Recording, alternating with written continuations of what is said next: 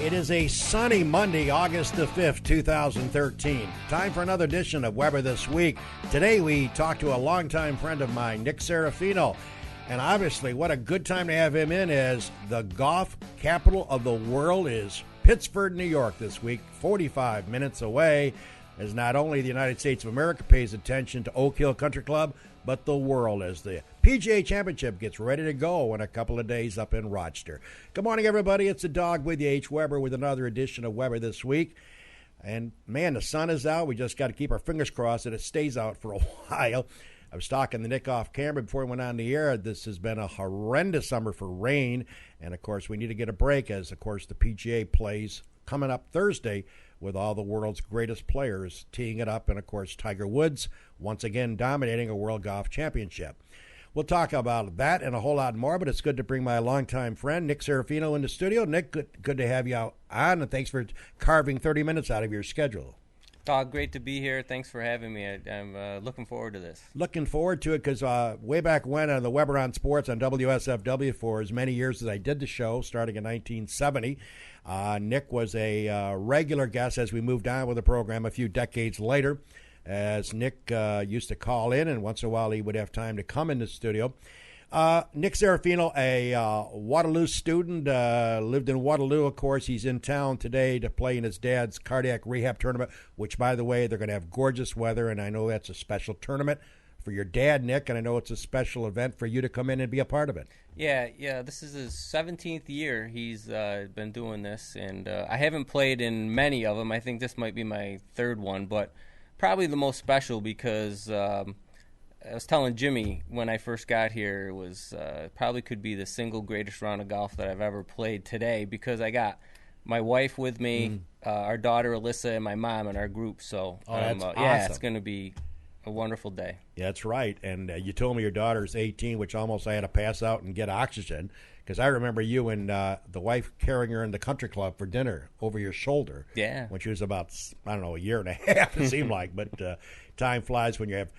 I guess everybody in the area should know who Nick Serafino is, but Nick, just for the people that may not know you, give us a little bit of background. Obviously, you went to Waterloo. Talk a little bit about your education and how you became a golfer and a golf. I know you've always played golf, but how you became a golf pro. Give us a little background. Well, I did graduate from Waterloo High School, played golf all through high school, and loved the sport. I really did. But played the other sports, Little League baseball and basketball and football, but fell in love with the game of golf. And I used to, in high school, play with John DeRitter, whose brother Mark was the pro at Seneca Lake years ago, and Sure. Ray Zayats, whose father was the pro at Clifton Springs years ago. Yep.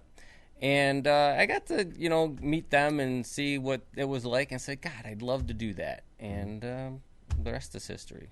Now, you went on to, how did you become accredited to be a pro? There's a golf school? Yeah, there's, Golf Academy? Well, it's a PGA of America, Okay. has schooling that you go through, way more intense now, and they're better educated than when I went through it. I kind of joke about it and say I went through the school of hard knocks. I learned as I went, but they were, business schools as they were called. You went through 3 of them at each stage, passed the player's ability test, and the business schools were 1 week long. I went to Houston, I went to Chicago, and I went to Denver, and spent a week out there, and passed all that stuff, and bingo. Now, as far as talking about Nick Serafino as our special guest on the couch today on Weber This Week, and certainly, Nick, talk a little bit about, you assisted a lot of pros, and certainly you obviously had the chance to see them do their thing.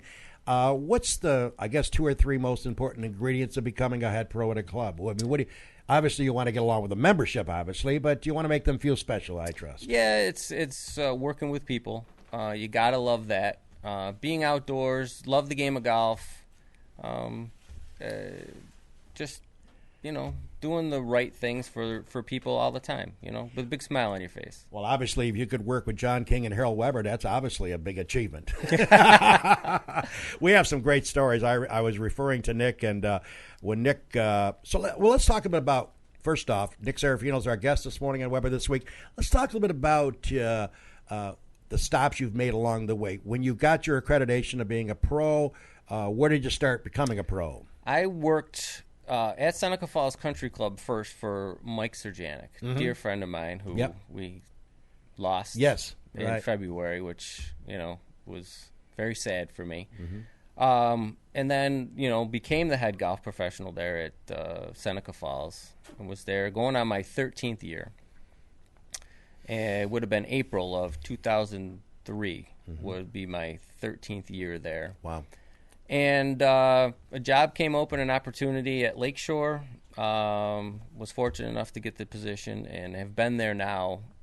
Started 10 years in March. So this March was my start of my 10th year. That's amazing. And we were just talking about the weather before we went on the air today. In your view, this has to be a tough year. One of the worst I can remember, where we've had consistently lots of rain, and it's a nightmare of a superintendent of grounds and a head pro. Yeah, it's been a tough year. It's what they say, the fourth worst June weather-wise on record, and it takes its toll on us because now everything's packed into a shorter season as it is, and now it's even shorter. Exactly. And the superintendents are pulling their hair out trying to get grass to grow and not die, and with the water sitting there, temperatures are skyrocketing. It's been a struggle. And 3 words I don't like to see when I'm at the club is cart pass only. And we've had to see that a lot this year at Seneca Falls, and I know other clubs have dealt with the same issue. And we have the same issue. We have cart pass that go all the way around the golf course, right. And more often than not this summer it's been cart path only. So it's a tough situation. Well, Nick, let's talk a bit about the game of golf universally. Certainly we have the world's greatest coming to nearby Rochester, which is a big feather in the cap for that wonderful club, Oak Hill, that has hosted many majors, including the Ryder Cup. It needs not to have any introduction of how to put on a great event. I'm sure they will. Talk about the game of golf. I watch a lot of Golf Channel. I'm sure you do too. A lot of people say golf in general is down. The participation is down. What's your gut feeling? Too expensive? Kids not getting involved? Too many other things for kids to do? Where do you see golf at presently in 2013? Right now, and I see it at Lakeshore, that people are spending less time there because of their kids' travel, sports, and whatnot. And they're spending that extra money every weekend going to Pittsburgh or Philadelphia or Maryland or something for lacrosse and baseball and soccer. When we grew up, it was Little League was done. April, you had the whole summer, and then football started, and then basketball in the winter, and you had more time. But I think that's got a big decline. That's where you see it in golf, is from the kids traveling. And, of course, Jimmy Senecropi, the director and the owner of FingerLikes1.com, wants to have some input certainly in the show. Jim, I know you had mentioned earlier you had a couple of stories to enlighten our audience via your relationship as a caddy. Well, or short-lived caddy. Talk about growing up golfing and stuff. My parents didn't golf much, and when I fell in love with the game, I saw a tournament on TV, and for whatever reason, this is probably when I was like 8 or 9 years old. I said, this is an awesome game. So I went out in my backyard, dug some holes in the ground underneath the willow tree in the dirt, and took a baseball bat. And so anyways, luckily my parents got me down to Seneca Falls Country Club, and that was right about the same time. Nick, you were an assistant there, I think, and Sir Janik was the pro, junior golf. And Nick's not too much older than me, 6 or 7 years maybe. I'll be 47 in 9 days. And I'm 41. I got belts that old. Okay, go ahead. So anyways, right off the bat, a big part of my childhood was, under Nick as pro. And one of the best things, and something I could probably never thank Nick enough for, was letting me be his caddy. So I got to, as a guy who loves golf, we got to do some amazing things, and I have 3 or 4 memories that really stick out. So without taking up the whole show. Please do. Go ahead. The first was when you won the section championship at Cortland. Remember, it was a big win, and I remember coming up 18 at Cortland, and we were right in the thick of things, and is a little nerve-wracking, and you made a long putt on 18. I think you needed a 2-putt probably to win, but you made the putt anyways, and celebrating on 18 with all the other area pros around, that was something I'll never forget, and I'm sure you probably remember that like it was yesterday. I remember the 17th hole Yeah. more than anything about we knew where we stood, and, we had to play good, and we talked over a shot or something. I remember that. Pulled it off, and we were sitting in the middle of the 17th Yeah. fairway. It was a nice day, and at that point, you were really about a couple good shots away from probably securing it, and you did. You hit a nice shot on the green and got the par, and on we go. Yeah. And to win that. Another memory I have is we would go to these qualifiers, U.S. Open qualifiers, and the one that this year was at Bellevue, and, there's probably like 60, 70 golfers, and they'll take like 2 will go on. And Nick was really, really good. Mm-hmm. And I think that Nick had the chance. I think you got to make a decision at some point. Are you going to go and try to be a tour pro, or are you going to be a club pro? And Nick, of course, I think made the right decision by going club pro, not because I don't think he could have made it, but because he's got a great family and has built a great life for himself. Mm-hmm. And who knows what would happen if he went the other route. So anyways, qualifies for the next round of the U.S. Open, and we go to New York City, where I think it was the Hogan Century Club, a club where Hogan was pro. Mm-hmm. Well, we got the tee time assignment, and we're playing with Mike Donald. Now, Mike Donald, for those of you who don't know, you probably remember the U.S. Open when Hale Irwin chipped in and ran around the green on 18. Right. That was to force a playoff. If he doesn't chip in, Mike Donald wins the U.S. Open. That's right. Correct. Sure. So here we are about 4 or 5 years removed from that chip in by Hale Irwin, and there's Mike Donald at the same place Nick Serafino is, trying to qualify for the tournament that he came in second in, 5 years ago. I do. So I'll never forget that. But, of course, me and Nick were both a little nervous because at that time Mike Donald was a huge name, and so this memory doesn't have as much to do with Nick as Mike Donald. But I watched Mike Donald medaled that day. And it was just impressive the way I think he shot like a 66, 67, something like that. And never, I think one time he got in trouble. Remember when there was the out of bounds stake and he went crazy. He was upset about a ruling. Other than that, it was just cruise control. So I remember that. And also that same day, I think on a practice round, you and I were walking down the first fairway with your wife, Laura. Yep. And Bob Tway. PGA Championship. At, what course was that he won it at? Sandshot. Pete Yeah. Norman. Yeah. So here's a PGA champion strolling down the fairway, and what Laura may not know is that when her back was turned, Bob Tway was checking out your wife. Yeah, exactly. And I tell her that to this day. Big thrill for Nick. It's true. And and now I gotta tell us a story. This is one reflects bad on me, but when you're caddying, especially a young kid, you got to pick and choose your advice. But I had been with Nick for so many rounds on the course that he would let me read putts and we'd talk strategy. And I felt like I was a good caddy in that regard. Yeah. So I don't remember what event it was, but we're on maybe the 4th or 5th hole of the day, and Nick's off to a pretty good start, and it's a par 3, measuring about 215 maybe. Back pin, behind the green is trees. Jail. Yeah, there's trees, and it's a big drop-off, and you don't want to go along. So Nick says, I think it's a 5-iron. I said, I don't know, Nick. I think it's a 4. And he goes, you think so? I'm like, yeah, it's a little uphill. I think, hit that 4. That's a club. So Nick steps up and hits the 4 right over the green, makes a triple bogey. Makes a triple bogey, and he just looks at me, and we didn't talk for a few holes after that. But he never hold anything against me too long. But stuff like that, for me to get to experience that stuff, I got to thank Nick now, 20 years later. But it was always a big thrill, and I was always proud to be on his bag, at these other events. And he had the respect of all the other pros. I think they respected his game and what he's done with his career. So. I got to tell you, I got a couple quick stories about Harold Weber's library involving Nick Serafino. Of course, we've been friends a long time. I've known his family forever. And certainly one of the thrills that I used to have was when Nick was had pro, he would invite members to go on trips every Monday during the golf season. What were they, pro getaways? What do they call it? Pro-ams. Yeah, pro-ams. Yeah. And Nick because of our friendship, and maybe because I had him on the air every week, he felt sort of indebted maybe to invite me once in a while because I was always begging to go. And he said, well, you got to bring somebody with you. I said, I'll bring John King, my good friend. We've been playing golf for 30 years. Nick says, really? I said, yeah, John, you're a lot of fun. Nick says, okay.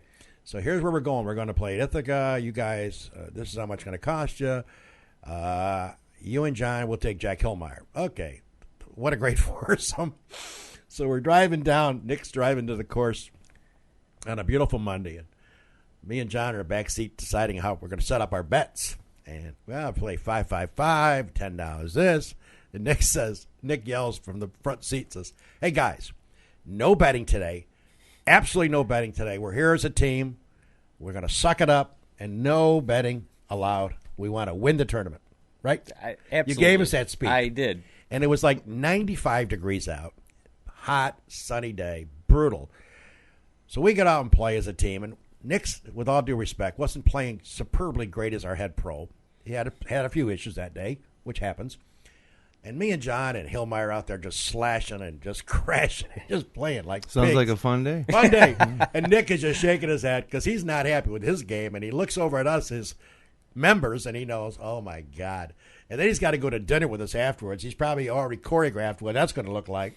So we get through the front nine, and I don't know, we're not even on the scoreboard. And as we're driving the 10th tee, Nick turns to me and goes, Dog, I don't care what you and King want to do on the back in Hillmeyer. You guys can bet $50 a hole. I don't really care.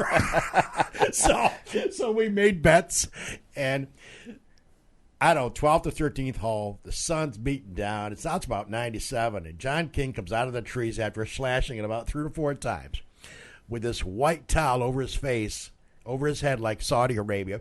And he turns to me and goes, Dog, fat people can't play in the heat. And Nick just looks over and shaking his head. And it was sort of like the classic memory of going away with you. And we had dinner. We had a couple of drinks. It was fun. Well, there was a lot more involved. I won't go there. But Nick always used to take us, and he never forgot to book us every year because we had a good time together. It was a lot of fun. A lot of laughs. Coming home, you were crying. It was laughing so hard. Oh, God. Yeah. It's good and time. the other story with Nick Serafino that I can personally speak of, he used to help me a lot with my loose grip in my game, which is tough to do sometimes. I'd say, Nick, I can't get out of the bunkers. Come down. And he'd work with me. I'd get out of the bunkers with him there, watching me. Then I'd play somebody and forget about what he told me to do. Well, we're playing one Thursday night, and I'm playing in Twilight. This is years ago, obviously. Nick was the head pro, obviously, and he would sub if somebody couldn't make it last minute. So I get in the cart, and here comes Nick. Hey, Dog, I'm playing you tonight. Good. I said, you only got to give me like 9 shots on the back. Shot a hole. I said, oh, great. So I'm slashing around, having fun. And at that time, I carried a bunch of woods, and we're on the 14th hole, the par 5. And I hit a decent drive. I know. I hit a decent drive and a good second shot, and I got about 125 yards to the green over the pond. Nick's got, I don't know, I think he went for it. He might have just been short, 30 yards short of the green or whatever. And he's waiting for me, and I got all these woods, and he's looking over at the bag, and I look over at him, pull out this club, and I swing at it. And for some odd reason, I stay down through the shot. And this thing is so high in the air, and it goes in about a foot away from the 14th cup. Nick goes, Dog, what did you hit? 15 wood. Remember?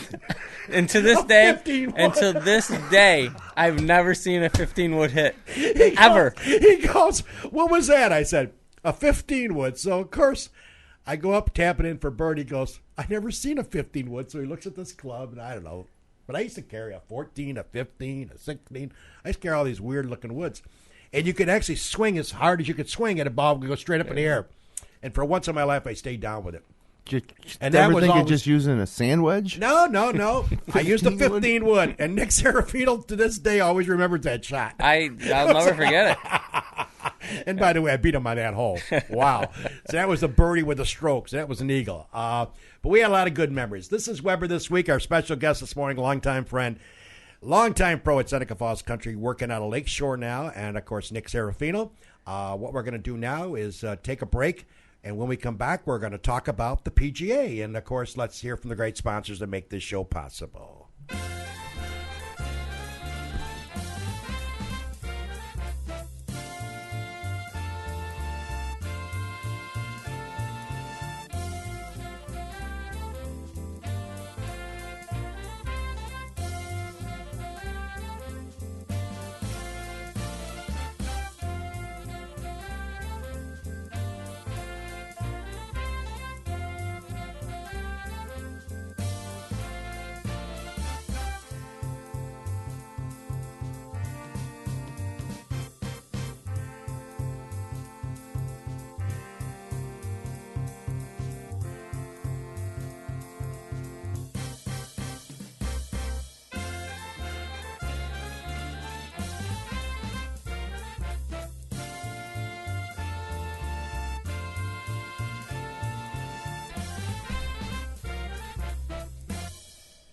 Welcome back, everybody. It's a dog with you, Weber, this week. Another edition here on FingerLakes1.com on August 5th, 2013. Before we get talking about the celebrated event up in Pittsford, New York, Oak Hill Country Club, famed Oak Hill, we want to ask Nick an opinion. I was going to ask him, and I almost forgot. Nick, your opinion of the USGA and the R&A saying in 2016 the anchored putters are going bye-bye. Agree or disagree? I disagree with that. I really do. They've been doing it for 30 years. I know. How about before Timmy Clark? Yeah. Since he was 6. I'd like to know Yep. the USGA when they decided to do this. Now, I think that it's the guy who hits the ball closest to the hole. You got to figure the proximity to the hole. Who's leading that category usually will win the tournament also. Yeah. Right. Okay. So, I mean, was Keegan Bradley who won the PGA with the anchored putter, and then Ernie Els wins the British Open, and Webb Scott. Simpson, Adam Scott. Right. I mean, where were they in that statistic? Yeah. Were they in the top 10? Because they got a pretty good shot of winning if they had a regular putter in their hand. So you were surprised they came down on it? Yes. Yeah. There could be some legal action. I think Tim Clark is pondering the thought, even though the PGA obviously has agreed to go with it. They would be kind of look foolish if they didn't, I would assume. Right. But Tim Clark has been using a long putter since he was 6. Yeah. That's his livelihood. Right. So, the PGA Tour went along with it. The PGA of America, the golf professionals, our president, God, I just forgot his name right now. But anyways, he's been very vocal that we did not agree with that. And how come? What do you think the main reason is that the Professional Golfers Association would disagree with the PGA? Well, with the USGA and the USGA. the PGA Tour, Yeah. I think the PGA Tour went with it just to be nice. Right. But I mean, we're here to make golf fun. Yeah. And they're going to outlaw it for everybody. Yeah. Not just the tour players. Yeah. I mean, it's the average golfer. You can't post a score. Steve Hyde uses a big putter, Nick. Well, you can't post a score in 2016 with it. Yeah. You know what I mean? So amazing.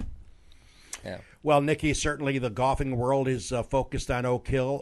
You have had the opportunity, obviously, to play that course, I'm certain, and even I had a chance to play it 5 or 6 times when I was with Gould's. One of the more celebrated courses, Donald Ross layout. Certainly talk a little bit about Oak Hill and the challenges these pros look forward, because I'm sure they're going to have it ready. Somebody said the rough is 8 inches long. I was there in April. Oh, wow. Yep. And the PGA of America was already there, their field staff setting it up and, that type of thing. And it was unbelievable. Brutal. And then Dennis Colligan, who's a friend of mine, a pro at Cazenovia Golf Club, he has a friend who is a PGA professional also who qualified to play in the PGA Championship, and he got to go there last Wednesday and play a practice round with his friend. And he came back and told me, he goes, this place is unbelievable. What did he shoot? Did you know? Have any idea? He didn't tell me what he shot. They were just practice. Okay. It was a practice. And they were the only 2 on the whole golf course. The only 2 on the whole golf course. Obviously, the guys were at Akron this past week. And they, got there yesterday, or they're getting there today. Yeah, and, a lot of people. A lot of them will be there today. So he had the whole place, and he said it was unbelievable how difficult that place is. Well, that's always the question amongst amateur golfers, or when you watch these tournaments, is what do you think you'd shoot at Augusta, or what do you think you'd shoot on this course? And I think Oak Hill, the answer for a guy like me or you, dog, would be 200. Well, I'd shoot 200. You shoot 150. Yeah. But it's amazing. And you know what? Speaking of the PGA Championship, Glory's last shot, the final major of the year, I'm glad the PGA has changed their philosophy. Because if you go back a few years ago, Nick, 20 under, 18 under, 23 under, we're winning those events. The PGA has taken a new stance, which I like. They're sort of like going U.S. Open theory. Make it a little more difficult for these cats. Right. And that was never always the case with the PGA. If you go back and you can certainly look it up, you go back and, let's say, 7-10 years ago, look at the PGA Championships, where they staged them and the winning score. I believe I'm correct on this. There were years where people were winning those events 18, 22 under par. Right. You don't see that anymore. It's Not kind of anymore. good. It's kind of good. Right. I like to see, and I know it's because, I shoot 110 at Seneca Falls now with my 17 handicap, but you know what, Nick? I like to see not these pros punished, but I like to see where driving the ball straight. Exactly. And if they get in the rough, it's a penalty. Right. They hack it out. Yeah, it's a half a shot penalty Yes. for hitting it in the rough. If they can get it out of that rough onto the green, you hit a great shot. Yes. But you should be penalized at half a shot. Learn how to chip and putt. I personally love that setup, and I think Oak Hill is going to be ready for these pros. Well, listen, as we close in on our 10 o'clock, I was going to make a comment, and I will, about A-Rod. It's you Yankee fans, and we'll go to our panel about the PGA and who's going to win it. As far as A-Rod, I would be remiss if I did not make a comment. In a short few hours, I understand, if it hasn't already hit the news media around the world, Major League Baseball is expected to suspend Alex Rodriguez through the 2014 Major League Baseball season. That is a total of about 200 games if you're keeping track. This is a gentleman who makes $27 million a year guaranteed. He signed a contract 7 years ago with the Yankee organization. Thus, you'll never see 10-year contracts being signed in the future. The problem I have with it, folks, and it's just a simple mind of myself making this comment, I love the New York Post today, their headline, Just Go. Just go, A-Rod. You have embarrassed yourself, you've embarrassed baseball, and you've embarrassed and humiliated the kids that idolize you. You admitted taking drugs years ago. You admitted it about 5 years ago, and now they've got the goods on you. You're dead to right. Yes, you can appeal, and you might even play tonight in Chicago, but why? Nobody has any really use for you now. You've broken every rule possible in the world of baseball. You're the most celebrated figure in the game and the highest paid guy in the game, and I love the New York Post. Just go. Well, with Just Go, before we go off the air, it would be remiss if I didn't go to Jimmy Senecropi and say, here we go. Tee it up. You got all these cats. Who do you like coming up on Sunday night to host the PGA Championship? I knew who you were going to ask. I knew it. And as I watched the final round of the Bridgestone late last night, the replay on Golf Channel, which is the greatest thing. You know, on Sundays, Golf Channel at like 8 o'clock, they'll replay the whole final round. Right. And I was up till about 1 a.m. watching it. But Luke Donald was playing pretty good. Yeah. And I think he might be due to break through for one. I'm going to go with Luke Donald. His driver scares me, though. He seems to hit a lot crooked a lot for some odd reason. A guy that can play as well. So, okay, Luke Donald's been registered. Nikki, you mentioned a kid who I like, and let's give the reason why. I like Keegan Bradley. Okay. But don't count the guy that won Sunday either. Don't count him out. But Keegan Bradley would be my pick. I like it. He hits it relatively straight, and that's what's going to take. And long. Yeah. And I have to go with my friend Nick because I was coming in to pick Keegan Bradley as well. I don't know why. I got a feeling about him. I thought he played super yesterday, even though they were playing for second place. I thought he had an outstanding round. He shot a 2 or 3 under round, 67 yesterday in those tough conditions at Firestone. So I'm going with Keegan Bradley. So Weber, Keegan Bradley, Nick Serafino, Keegan Bradley, and Luke Donald for our owner, producer, director, Jim Senecropi. So that's our picks. And, folks, I know that it's a great, great week of golf. And if you get a chance to get up there for some practice rounds the next couple of days, have a shot at it. Unless you're willing to spend a ton of money for getting one of those clubhouse passes, I think there's a few left. Other than that, adios amigo. You're going to be watching it. Hopefully you'll be able to watch it on CBS, even though, Nick, the CBS and Time Warner are in a big dispute now. They were unable to watch the Bridgestone in New York, L.A., and some of the cities because there's a big squabble over rates. Something about our TV, too, or something. They were shutting down. They didn't watch the Bridgestone in certain cities because Time Warner is playing hardball. Well, Nick, thanks a lot for joining us, and good luck in the cardiac rehab tournament today. And wish you a lot of luck. And it was great to be here. Next time you're in the area, come back again. We'll do it. All right, Nick Serafino, who I always needled about the time he made that famous interception against Minders, and I was in the press box calling the play-by-play, and I said, Nick, it took you 17 minutes to get to the end zone. It wasn't actually 17 minutes. I always pick on Nick about that. You're pretty fast, Nick, and you're a hell of a golfer and a great guy. All right, ladies and gentlemen, that's another edition of Weber This Week. Thanks for Nick for joining us. We'll be back next week. You never know. I might just come on and just outlandishly make stupid remarks, which is not abnormal. Take care, everybody. Enjoy the sun. That's another edition of Weber This Week.